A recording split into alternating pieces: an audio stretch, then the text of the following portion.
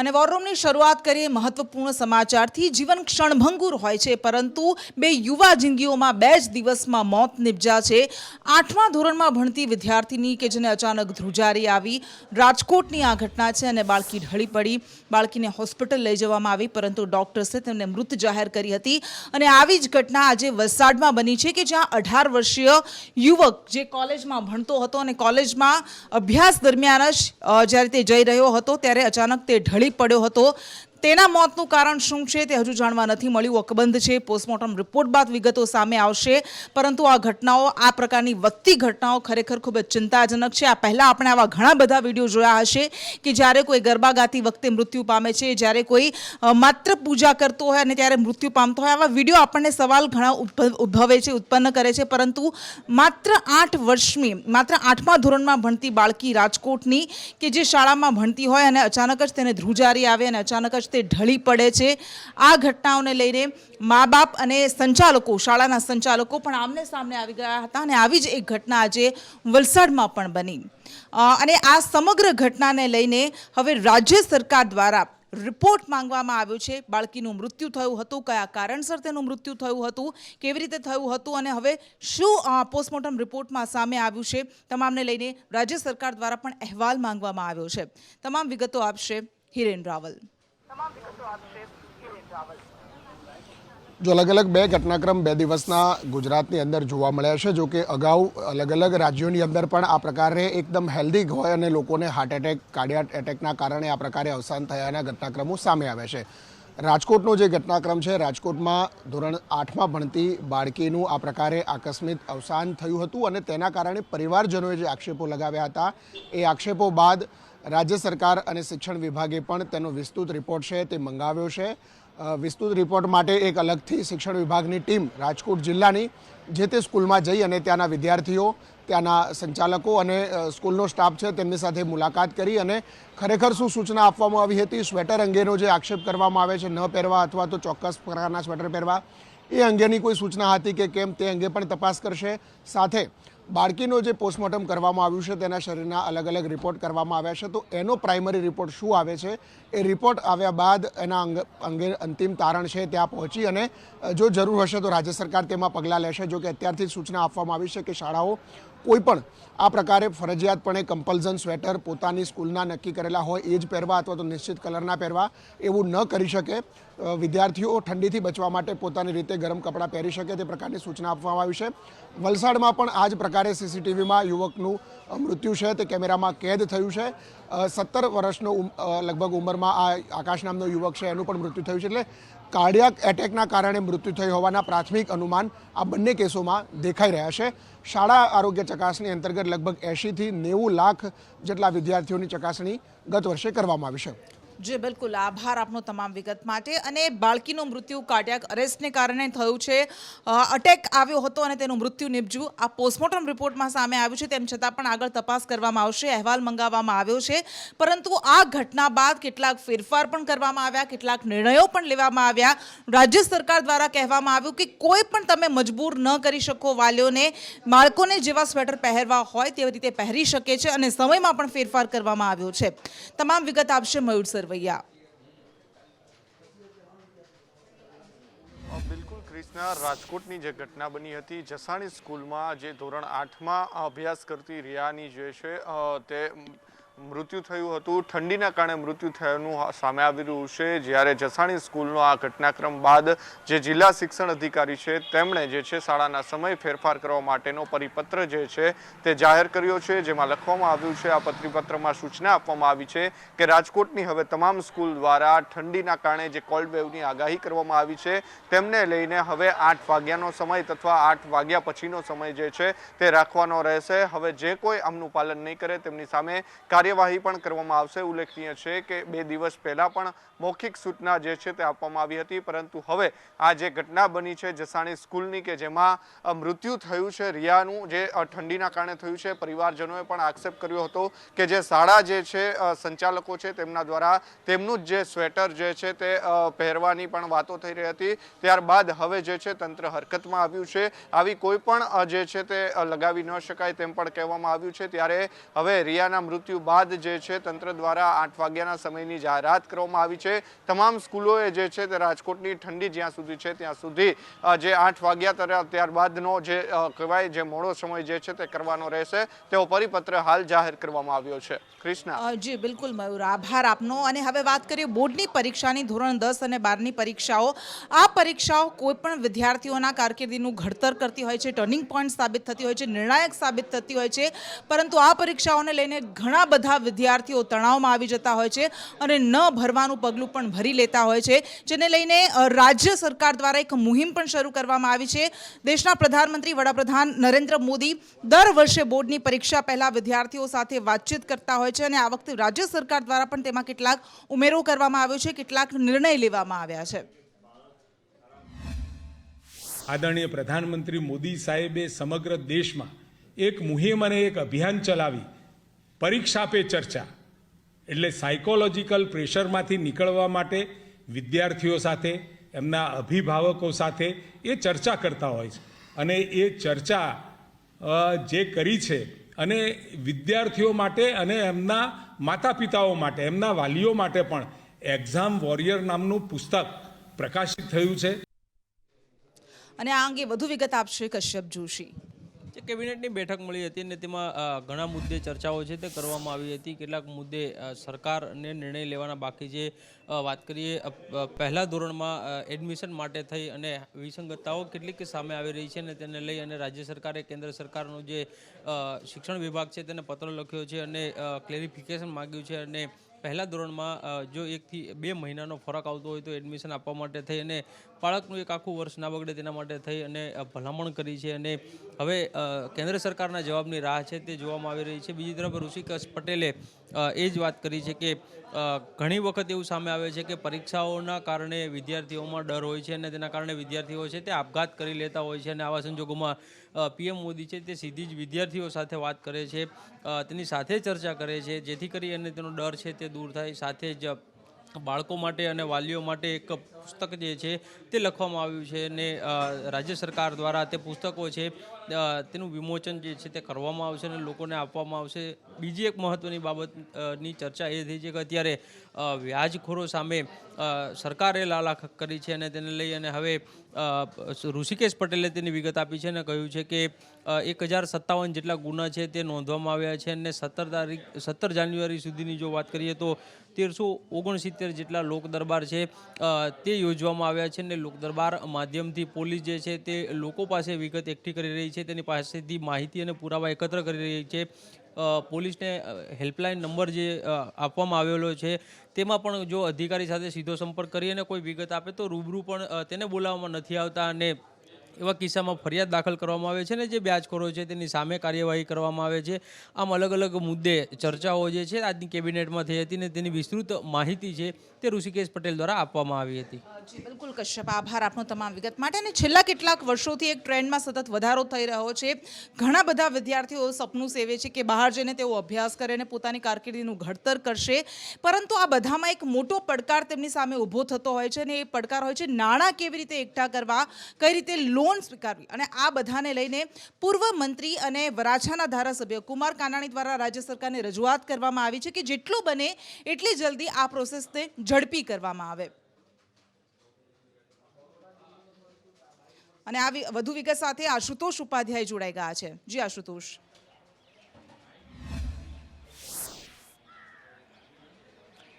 જે અનેક વિદ્યાર્થીઓ પોતાના કારકિર્દીને લઈને વિદેશમાં અભ્યાસ માટે જતા હોય છે, પરંતુ તેઓને અભ્યાસ માટે લોન નથી મળતી અને તેની ફરિયાદ જે છે તે ખુદ પૂર્વ મંત્રી અને ધારાસભ્ય કુમાર કાનાણીએ કરી છે। તેઓએ મુખ્યમંત્રી અને શિક્ષણ મંત્રીને પત્ર લખ્યો છે જેમાં તેઓએ કહેવું છે કે વિદ્યાર્થીઓને વિદેશની યુનિવર્સિટીઓમાં એડમિશન મળી જાય છે, વિઝા મળી જાય છે, પરંતુ તેઓ ત્યાં પહોંચવા છતાં પણ તેઓને લોન જે છે તે સેક્શન થતી નથી અને તેના કારણે તેઓએ અનેક સમસ્યાઓનો સામનો જે છે તે કરવો પડે છે, કારણ કે વિદેશમાં જે ફીસ છે તે ભરવી પડતી રહેતી હોય છે અને જો ફી ન ભરાય તો ક્યાંક એડમિશન પણ રદ કરવામાં આવતું હોય છે અને તેના જ કારણે વિદ્યાર્થીઓને અનેક તકલીફોનો સામનો કરવો પડતો હોય છે અને પૈસા ક્યાંથી ભરવા તે પણ એક સૌથી મોટી સમસ્યા હોય છે. રાજ્ય સરકારના બિન અનામત આયોગ જે છે તેમના દ્વારા તેઓને લોન આપવામાં આવે છે અને આ લોન 6 મહિના સુધી સેન્કશન થતી નથી તે પ્રકારની ફરિયાદ તેઓએ કરી છે અને વિદ્યાર્થીઓને વહેલામાં વહેલી તકે લોન મળે તે માટે પ્રયાસ થવો જોઈએ તેમ તેઓએ પત્રમાં જણાવ્યું છે. જી જે બિલકુલ આશુતોષ, આભાર આપનો તમામ વિગત માટે. અને કુમાર કાનાણીયાની આ રજૂઆતને લઈને રાજ્ય સરકારે પણ પ્રતિક્રિયા આપી છે. આપે કહ્યું કે જે લોન મળવામાં મોડું થાય છે આ બાબતની ધ્યાન કુમારભાઈએ આદરણીય મુખ્યમંત્રીને પત્ર દ્વારા જણાવ્યું છે અને એમાં કેવી રીતે સુગમતાથી આ લોન મળી શકે એ બાબતનો વિષય અને વિગતવાર ચર્ચા કર્યા પછી અને ઇઝી પ્રોસેસ કેવી રીતે થાય સરકાર ચોક્કસ વિચારી રહી છે. અને આપણા દેશમાં ચૂંટણીની મોસમ ક્યારેય ખતમ નથી થતી. એક રાજ્યમાં ચૂંટણી પતે એટલે બીજા રાજ્યમાં ચૂંટણીનું બ્યુગલ ફૂંકાઈ જાય છે. વધુ 3 રાજ્યોમાં ચૂંટણીની જાહેરાતો જાહેર કરવામાં આવી છે, ચૂંટણીની તારીખો જાહેર કરવામાં આવી છે. કયા 3 રાજ્યો છે અને ક્યારે ચૂંટણી થશે, તમામ વિગત આપશે અજય યાદવ. देखिए, निश्चित तौर पे इस साल 9 राज्यों में विधानसभा चुनाव होने हैं, जिसमें 4 राज्य ऐसे हैं जो पूर्वोत्तर भारत से आते हैं. उन्हीं 4 राज्यों में अगर बात करें तो आज इलेक्शन कमीशन की तरफ से 3 राज्यों खास करके नागालैंड, मेघालय और त्रिपुरा के लिए चुनाव तारीखों का ऐलान हुआ, जिसमें अगर नागालैंड और मेघालय की बात करें तो इसमें 27 फरवरी को वोट डाले जाएंगे और इसी तरह से त्रिपुरा को 16 फरवरी को वोट डाले जाएंगे, जबकि जो मतगणना है वो 2 मार्च को होगी. इन तीनों विधानसभाओं का जो कार्यकाल है वो 22 मार्च से पहले खत्म हो रहा है, इसलिए इलेक्शन कराना वहाँ जरूरी था. और खास करके इलेक्शन कमीशन की तरफ से आज जो सबसे महत्वपूर्ण ऐलान किया गया है उसमें यह कहा गया है कि अमूमन जहाँ पे इलेक्शन होता है और जिस स्कूल पे बूथ बनाए जाते हैं वहाँ पर टॉयलेट की भी व्यवस्था की जाती है, लेकिन वो टॉयलेट अस्थायी होते हैं. लेकिन हम उन स्कूलों को तोहफा देना चाहते हैं जहाँ पर टॉयलेट की व्यवस्था नहीं है, लेकिन अगर किसी भी स्कूल का चयन पोलिंग बूथ के तौर पे किया जाएगा तो वहाँ पर अस्थायी तौर पे टॉयलेट बनाए जाएंगे ताकि आम जो छात्र हैं उनको इसका लाभ मिल सके. इसी तरह से कहा गया है कि तीनों राज्यों की जो विधानसभा सीटें हैं वो एक तरह से 60-60 सीटें तीनों राज्यों में हैं, लेकिन तीनों राज्यों में 97,000 से ज़्यादा ऐसे बुजुर्ग हैं जिनकी उम्र 80 साल से, उनके लिए विशेष सुविधा का इंतजाम किया गया है. और खास करके गुजरात में जो विधानसभा चुनाव हुआ था, जिस तरह के अरेंजमेंट किए गए थे उसी तरह के अरेंजमेंट इस बार नॉर्थ ईस्ट के स्टेट में भी देखने को मिलेंगे. जी बिल्कुल अजय, धन्यवाद તમામ જાણકારી કે લઈને. બરોડા ડેરીમાં ગેરરીતિને લઈને આ પહેલા પણ ફરિયાદો ઉઠાવવામાં આવી હતી. ફરી એક વખત એવા આરોપ લાગ્યા છે કે બરોડા ડેરીમાં ભયંકર ભ્રષ્ટાચાર ચાલે છે, સગાવાદ ચાલે છે અને આ આરોપ બીજા કોઈએ નહીં પરંતુ સાવલીના ધારાસભ્ય કેતન ઇનામદારે લગાવ્યા છે. શું કહ્યું તેમણે, સાંભળીએ. બરોડા ડેરી લાખો પશુપાલકોનું હિત સાથે જોડાયેલી સંસ્થા છે અને એમાં કોઈ પણ પ્રકારનો ભ્રષ્ટાચાર ચલાઈ પણ ના લેવાય, કોઈ પણ પ્રકારની ગેરવહીવટ ના ચલાવી લેવાય અને વારંવાર આ વાતને લોકો સરકાર સમક્ષ મૂકી. જે પણ ગેરવહીવટ કરનાર જવાબદાર જે પણ હોય, ડિરેક્ટર હોય કે એમડી હોય, જે પણ હોય, કોઈ ચમરબંધીને પણ અમારી સરકાર છોડે નહીં એવો મને સંપૂર્ણ વિશ્વાસ છે. અને ડભોઈમાં કથિત લવ જેહાદનો મામલો સામે આવ્યો હતો. માતા પિતા દ્વારા આરોપ લગાવવામાં આવ્યા હતા કે તેની દીકરીને લવ જેહાદમાં ફસાવવામાં આવી છે, પરંતુ આ મામલે, આ સમગ્ર મામલે હવે નવો વળાંક સામે આવ્યો છે. દીકરીએ પોતે જ મા બાપને મેસેજ કર્યો છે અને કહ્યું છે કે હું મારી મરજીથી ગઈ છું, હું વિદેશમાં સ્થાયી થવા માટે જઈ રહ્યું છું. આ તમામ વિગત આપશે કૃણાલ શર્મા. ડભોઈના એક ઉત્તર ગુજરાતની મહિલા કોન્સ્ટેબલ જે ફરજ બજાવતી હતી ડભોઈના, અને તે એક વિધર્મી યુવક જેનું નામ સદ્દામ ગરા છે, જે તેની સાથે તે ભાગી ગઈ હોવાની વાત હતી ને તેને કારણે ખળભળાટ મચ્યો હતો ને લવ જેહાદની વાત હતી. પરંતુ આ મામલાએ સમગ્ર વળાંક લીધો છે, કારણ કે આ જે મહિલા કોન્સ્ટેબલ છે તેણે પોતાની માતાને ગત રાત્રે 11:30 કલાકે મેસેજ કર્યો કે તે હું પોતાની મરજીથી આ વિધર્મી યુવક સાથે ભાગી છું અને કોર્ટ મેરેજ પણ લગ્ન કરી લીધા છે. સાથે રીતે વિદેશમાં હવે સ્થાયી થવાની છે, તેને કંઈ પણ થાય તેને શોધવાની જરૂર નથી. ઉલ્લેખનીય છે કે આ મહિલા કોન્સ્ટેબલ અને આ ભાગી જનાર યુવક આ બંને પોતે પરિણીત હોવાનું પણ બહાર આવ્યું છે. જે બિલકુલ કૃણાલ, આભાર આપનો તમામ વિગત માટે. અને જે વિદ્યાર્થીઓએ, જે યુવાનોએ ભવિષ્યના સુંદર સપના જોવાના હોય છે, સોનેરી ભવિષ્યનું ઘડતર માટે પ્રયાસ કરવાનો હોય છે, પરંતુ તેમના આપઘાતના કિસ્સા સતત વધી રહ્યા છે. મેડિકલમાં ભણતા વધુ એક વિદ્યાર્થીએ આપઘાત કર્યો છે અને તે પહેલાં તેણે એક માર્મિક પોસ્ટ પણ મૂકી હતી સોશિયલ મીડિયા પર, ઇન્સ્ટાગ્રામ પર. તમામ વિગત આપશે દેવાંગ પ્રજાપતિ.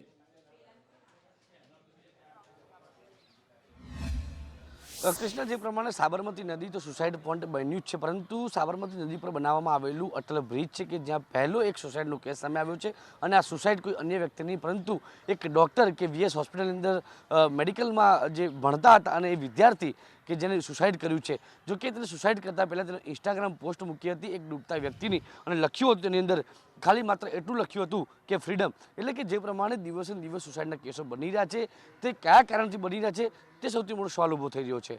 જી અજય, બિલકુલ દેવાંગ, આભાર આપનો. અને ક્યારેક વહીવટી અધિકારીઓ અને લોકો આમને સામને આવી જતા હોય છે વહીવટને લઈને, કામને લઈને, તેવા વિડીયો વારંવાર સામે આવતા હોય છે, તેવી ઘટનાઓ વારંવાર સામે આવતી હોય છે. પરંતુ આ વખતે વડોદરાના મેયર અને એક વેપારી વચ્ચે બબાલ થઈ ગઈ હતી અને આ બબાલ થઈ હતી દબાણ અને ખાડાને લઈને.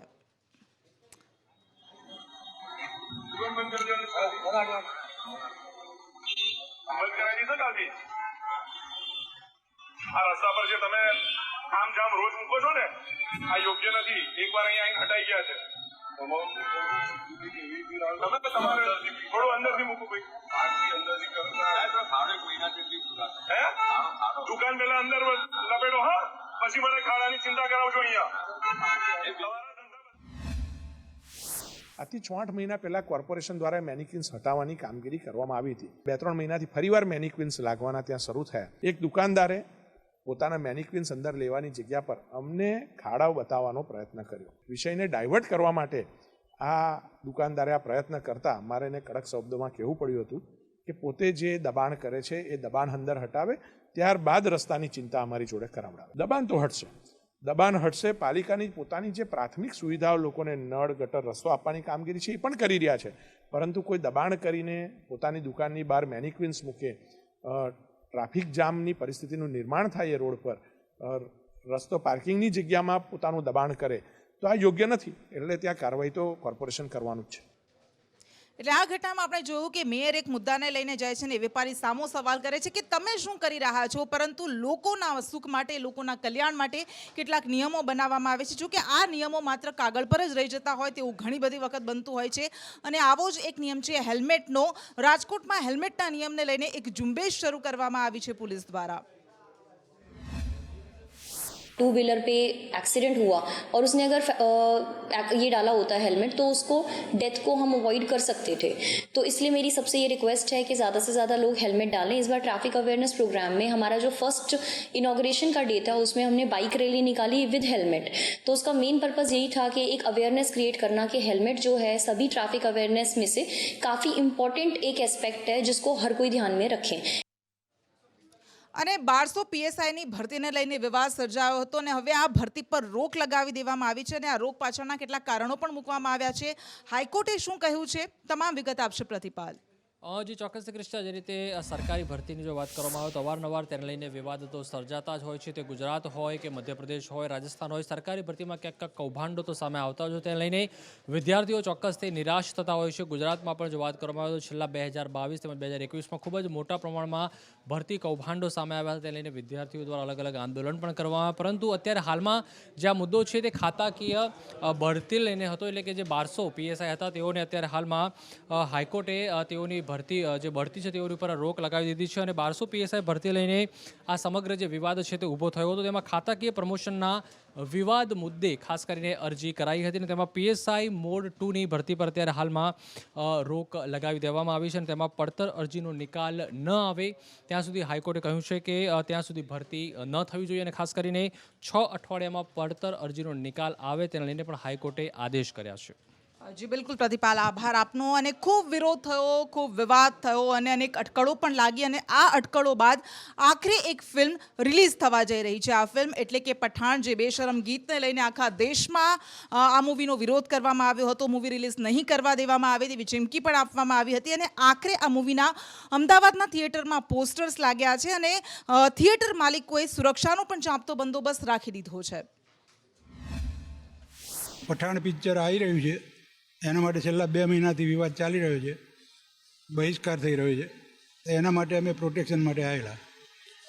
સાહેબે અમને ખૂબ પ્રોમિસ આપ્યું છે કે ભાઈ અમે સ્ટ્રિક્ટલી અમે તમને પ્રોટેક્શન આપીશું એમ. અને હવે વાત પેપર કપની, જેના પર એએમસી દ્વારા પ્રતિબંધ લગાવવામાં આવ્યો. કહેવામાં આવ્યું કે લોકોના સ્વાસ્થ્ય માટે આ જોખમી છે. હવે તેને લઈને કેટલાક વિકલ્પો પણ સામે આવ્યા છે. શું છે આ વિકલ્પ, જોઈએ આ ખાસ રિપોર્ટ. અમદાવાદ શહેરમાં ચાની કિટલીઓ ઉપર જે પેપર કપ મળે છે તે હવે 20 તારીખથી એટલે કે હવે નહીં મળે તેના વિકલ્પમાં હવે અલગ અલગ ઓપ્શન્સ છે. જે ચા વિક્રેતાઓ છે તેમણે શોધી લીધા છે. પેપર કપમાં બરોબર છે અત્યારે તો, પણ ચા મોંઘી થઈ ગઈ છે એનો વાંધો નથી. અને રોડ માટે સારું જ છે કે જે કચરો ઓછો થાય છે, એના માટે પેપર કપમાં ઓછો કચરો થતો એ સારું છે અત્યારે. પેપર કપમાં 19 રૂપિયાની ચા જે હતી અને સૌથી બેસ્ટ જે વસ્તુ, એના પછી અમે બીજો ઓપ્શન પાર્સલ માટે કાઢ્યો છે કે જે કુલ્ડીમાં બી અમે ચા આપી શકીએ છીએ. ચાની ચુસ્કી મોંઘી તો પડશે, પરંતુ તેની સામે અવનવા વિકલ્પો છે તે પણ લોકો માટે ઊભા કરવામાં આવ્યા છે. કેમેરા પર્સન સંદીપ રાઠોડ સાથે આયુષી યાજ્ઞિક, સંદેશ ન્યૂઝ, અમદાવાદ. હવે વાત કાતિલ શીતલહેરની. ઉત્તર ભારતના રાજ્યો તો ઠંડીમાં ઠૂંઠવાઈ જ રહ્યા છે, પરંતુ ગુજરાતના શહેરોની હાલત પણ કંઈક એવી જ છે. ક્યાં કેવી ઠંડી, જાણીશું કિન્નરી પાસેથી. બિલકુલ કૃષ્ણા, જે પ્રમાણે શિયાળાની ઋતુ જામી છે અને ઉત્તર ભારતની જો વાત કરવામાં આવે, હિમાલય અને ઉત્તરના જે રાજ્યો છે ત્યાં બરફ વર્ષા થઈ છે અને એના કારણે થઈને જ ઉત્તર પૂર્વના જે હિમ પવનો છે તેના કારણે કાતિલ ઠંડીનો અનુભવ અત્યારે ગુજરાતની અંદર થઈ રહ્યો છે. મહત્વપૂર્ણ રીતે અમદાવાદ છે, ગાંધીનગર છે, 11 અને 10 ડિગ્રી જેટલું તાપમાન નીચું પહોંચી ચૂક્યું છે. અને નલિયાની વાત કરવામાં આવે, ઠંડુગાર 4 ડિગ્રી સુધીનું તાપમાન નલિયાનું પહોંચ્યું છે. કચ્છની અંદર ભારે ઠંડીનો અનુભવ થઈ રહ્યો છે. ત્યારે તમામ જે રાજ્યોના જે જિલ્લાઓ છે, આ જિલ્લાઓની અંદર અત્યારે ઠંડીનું સામ્રાજ્ય જોવા મળી રહ્યું છે. અને આવનારા સમયની અંદર જો કે આ ઠંડીનું જોર ઘટવાની પણ આશા વ્યક્ત કરવામાં આવી છે. હવામાન વિભાગે જે પ્રમાણે કહ્યું છે કે આગામી 2 થી 3 દિવસની અંદર ઠંડીનું જોર ઘટી શકે છે અને તાપમાનની અંદર વધારો થઈ શકે છે. મહત્વપૂર્ણ રીતે જો વાત કરવામાં આવે, નલિયાનું 4 ડિગ્રી જેટલું તાપમાન નોંધાયેલું છે. જી બિલકુલ કિન્નરી, આભાર આપનો તમામ વિગત માટે. અને કેન્દ્ર સરકાર દ્વારા સુપ્રીમ કોર્ટમાં સોગંદનામું મૂકવામાં આવ્યું છે. સિમી પ્રતિબંધ એના પર મૂકવામાં આવ્યો છે, એ યોગ્ય છે તેવું કહેવામાં આવ્યું છે કેન્દ્ર સરકાર દ્વારા. કારણ કે આ સંસ્થા જે માત્ર એક સંસ્થા નથી, પરંતુ આતંકવાદ ફેલાવતી એક આખી વિચારધારા છે. ઇસ્લામાબાદને અહીંયા સ્થાપવાની કોશિશ કરી રહી છે અને રાષ્ટ્રવાદ વિરોધી છે તેવું પણ કહેવામાં આવ્યું છે. તમામ વિગત આપશો જિજ્ઞાસા.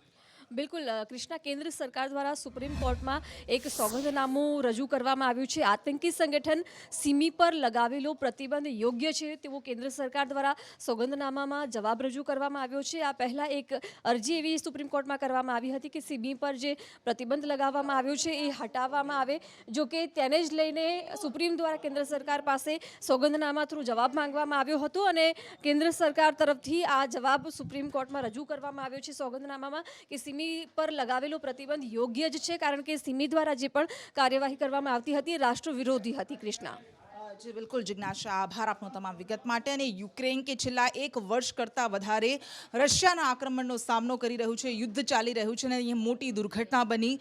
યુક્રેનમાં કીવમાં એક હેલિકોપ્ટર ક્રેશ થયું, વિમાન ક્રેશ થયું. હેલિકોપ્ટર ક્રેશમાં કુલ 16 કરતાં વધારે લોકોના મૃત્યુ નિપજ્યા છે. અત્યારે જે આંકડો સામે આવી રહ્યો છે આ 22નો આંકડો છે. અને સૌથી મોટી વાત એ છે કે આમાં દેશના ગૃહમંત્રીનું પણ મોત નિપજ્યું છે. હેલિકોપ્ટરના નાના બાળકોની સ્કૂલ પર આ હેલિકોપ્ટર તૂટી પડ્યું હતું અને તેમાં અનેક જિંદગીઓ છીનવાઈ ગઈ છે. 22 લોકોના મૃત્યુ થયા, જેમાં 2 બાળકોનો પણ સમાવેશ થાય છે. શાળાના આ બાળકોના પણ મોત નિપજ્યા છે. યુક્રેનની રાજધાનીમાં આ દુર્ઘટના ઘટી હતી.